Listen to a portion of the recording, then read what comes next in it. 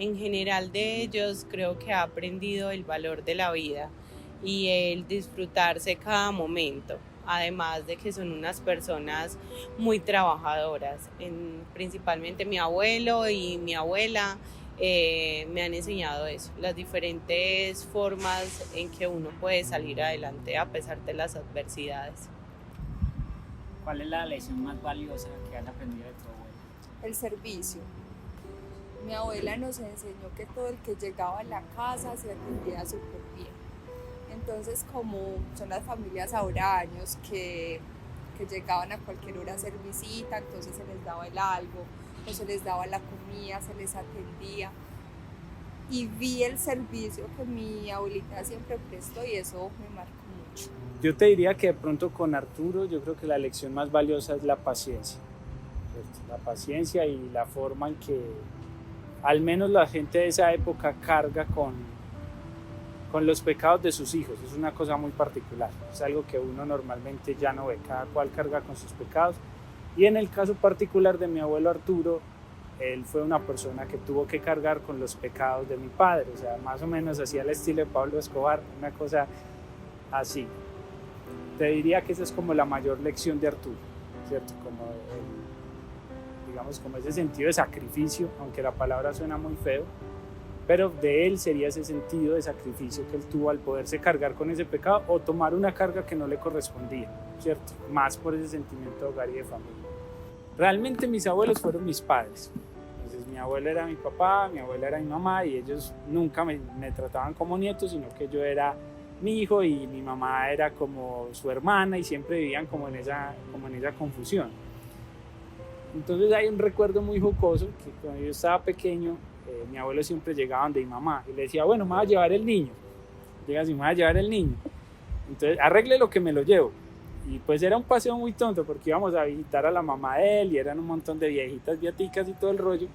Pero el cuento era que lo llevaban a uno, pues lo llevaban en el hombro, le compraban paleta, lo sacaban a pasear, recién bañadito, uno podía hacer lo que le diera la gana. Entonces yo creo que ese sería uno de los recuerdos que queda más grabado o que más profundamente queda ahí. Y creo que el otro es el hecho de que, bueno, no sé a ustedes tan jóvenes cómo les pasa, a mí sí me pasó que en diciembre siempre se pintaba la casa. En diciembre siempre se pintaba la casa. Entonces mi abuelo era uno que siempre llegaba con el tarro de pintura y decía, bueno, vamos a pintar la casa. Realmente uno de 5, 6, 7 años, pues que va a pintar, lo único que hace es mugre. Pero era muy charro porque él le decía, hágale que nos vamos para cine. Y siempre era doble matiné los domingos después de pintar. Entonces eso es digamos que eso es un buen recuerdo y podría considerarse esto una lección de vida en son del trabajo, ¿ya? Como eso de, ven, vamos a pintar, era un premio muy tonto, veíamos películas maluquísimas. No se me olvida, en el extinto Cinecentro, allá al frente de Villanueva, pero ese es un recuerdo pues que tengo. Yo me vine para Medellín cuando tenía 2 añitos más o menos, pero igual nunca hemos perdido el contacto, o sea, vamos en vacaciones o un puente o cuando hay una fecha especial para la familia, ya siempre estamos. Es muy bonito porque recuerdo cuando estaba muy pequeñita, que yo vivía en Jericó, ya en la casita del pueblo. Yo me levantaba tipo 4:30, 5 de la mañana a pedir colada, pero si mi abuela no me la hacía, yo no me la comía. Entonces ya con ese amor se levantaba, me hacía la colada. Y recuerdo que siempre a todos los nietos nos hacían las arepitas y los buñuelos en forma de muñequitos. Entonces es muy bonito saber que hay recuerdos y anécdotas para compartir.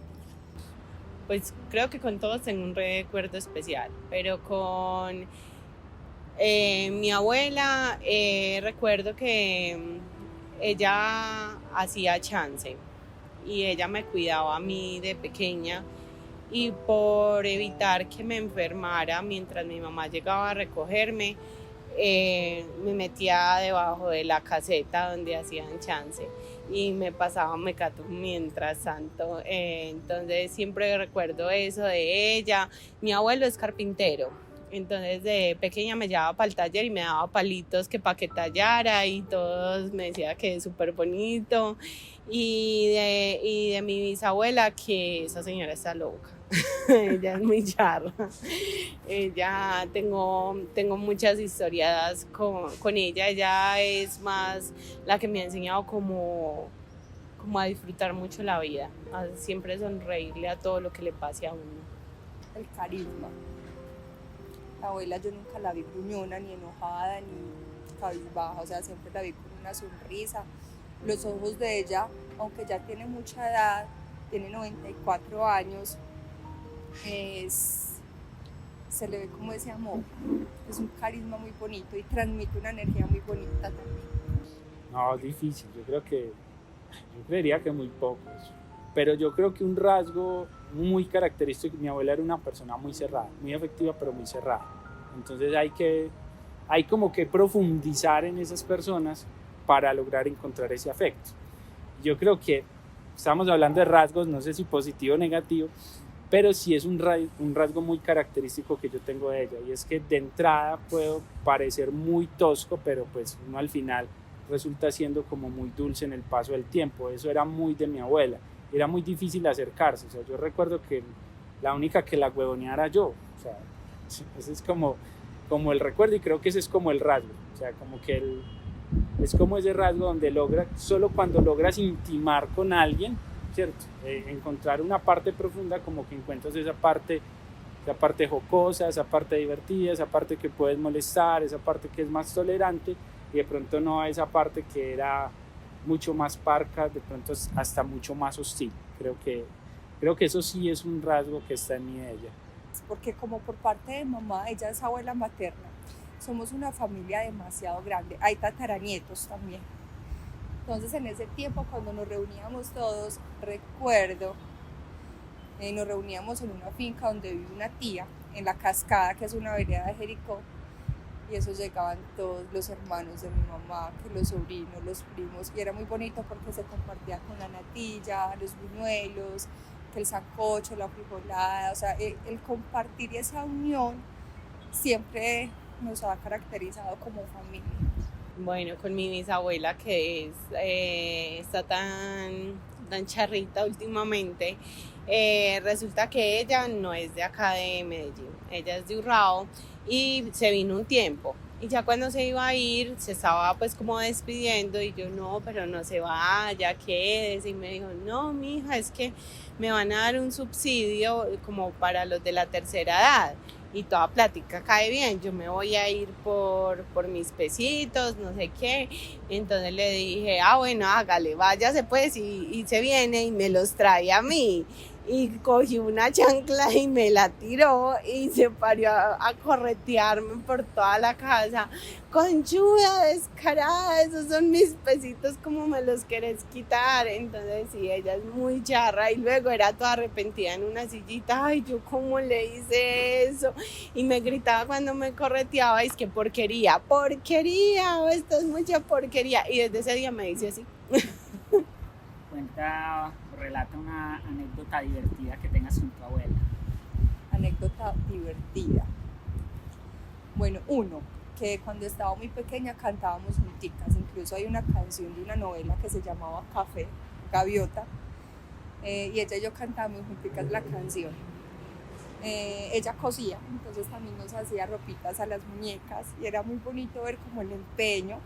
También nos hacía ropita a nosotros y a sus otros nietos, entonces es como un recuerdo que siempre llevo en mí. E incluso tenemos un pacto, a mí me encantan las cosas antiguas, me fascina, no sé, tengo un amor profundo por las cosas antiguas y quedamos que yo voy heredando, e incluso ya tengo varios de los buzos de mi abuela.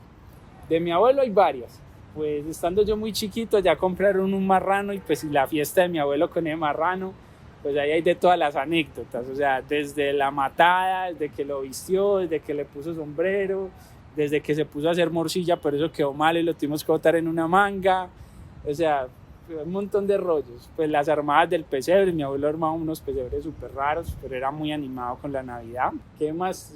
Pues que muchos, mi abuelo le echaba la culpa a mi abuela de los pedos, entonces siempre le decía, Telve, te cagaste, sabiendo que uno sabía que él era el que lo había soltado por allá, ¿cierto? Entonces como que él era ese tipo pues como de personas. Y digamos un recuerdo un poco más doloroso de eso es que cuando mi abuelo muere, y mi abuelo muere por una infección generalizada, o sea, bajo un trasplante de riñón, él no soporta. Pero yo estaba muy pequeño, como estaba tan pequeño, a mí no se me permitió ver los últimos momentos de él. Entonces yo te diría que, por ejemplo, esa es como una anécdota que es como graciosa, triste, porque digamos no me toca todo el deterioro final de él. O sea, el último mes o mes y medio, donde empieza a perder peso, donde deja de hablar, donde pasan un montón de cosas muy tristes. Creo que esa sería pues como otra anécdota que yo te puedo decir que recuerdo. Y con respecto a mi abuela era muy charra, porque mi papá es mucho más moreno que yo. No diría que es raza negra, pero es muy moreno. Mi abuela lo odiaba. Mi abuela le decía, ese negro hijo, yo no lo quiero. Entonces mi abuela aprendió a odiar los supuestos negros para ella. Ella decía, no me gustaban los negros, pero no era ni siquiera por eso, sino por el odio irracional que sentía por mi padre. Entonces sí recuerdo que uno siempre que llegaba, uno la estaba agoniando, le decía, me dejo, porque vos sos el único negro que quiero en la vida. Entonces era como eso, era como ese racismo. Mi abuela era re hincha del Medellín, a mí ni siquiera me gusta el fútbol, pero me encantaba huevonearla. Entonces siempre le decía como, o sea, yo le hacía barra lo que fuera, si no entendiera un pepino, pero con tal de ponerla como a volar, y ella se enojaba. De hecho me quedaron algunos videos, mi abuela era muy grosera, su canción favorita era Las Coplas del Arriero, entonces háganse la idea de qué tan grosera era. Entonces ya había noticias y empezaba, ese viejo tal cosa, y pues yo siempre le grababa los videos por grosera, pues, pero digamos que esas podrían ser como las anécdotas. Con mi abuela sí fue muy duro la muerte, yo te diría que sí fue muy, porque a mí sí me tocó todo el proceso de deterioro, o sea que fue un término de 6 meses después de la fractura de cadera, fue deterioro, hasta que ya la muerte pues fue bastante, ya en un estado de salud muy deplorable. Bueno, para mí los abuelos son como nuestra principal base y son esas personas que dan un amor extra gracias a todas las cosas vividas. Entonces, el valor, el respeto, el cuidado, el aprovechar cada minuto que tenemos con ellos, porque ya son personas que necesitan ese amor que nos dieron a nosotros en un momento, recibirlo de ellos para terminar sus últimos años de la mejor manera posible. El amor, la paciencia, para allá vamos todos. Creo que es un camino al cual todos vamos, pues espero llegar allá, que todos tenemos que recorrer, así como con nosotros tuvieron esa paciencia, ese amor, esa entrega, para allá vamos todos, tratarlos con el mismo amor, la misma paciencia y entrega que ellos en algún momento nos regalaron de su vida. Y es eso. Eso es como muy duro, porque es lo que te decía ahorita, o sea, tú lo puedes hablar desde el cariño que tengas por un abuelo o por tus viejos. O sea, por ejemplo, si tu mamá o tu papá ya son personas ancianas. Pero lo cierto es que nadie quiere el viejo como lo quiere el dueño, ¿ya? Tal cual como los hijos. Es decir, los hijos puede ser de la puta que sea, pero pues el papá los quiere. Yo pienso que con los abuelos es lo mismo. Es fácil tolerar las cosas de tus viejos, las cosas de tus abuelos, pero a lo mejor no es tan fácil tolerar lo del otro viejo, ¿sí me entiendes? Lo del viejo que está en la calle, lo del otro viejo que es grosero, y a veces ni los propios hijos pues como que lo aguantan. Entonces si uno dice, ay, como que mensaje damos acerca de los abuelos o del adulto mayor. No, es difícil, todo sería como muy del consejo que se puede dar común.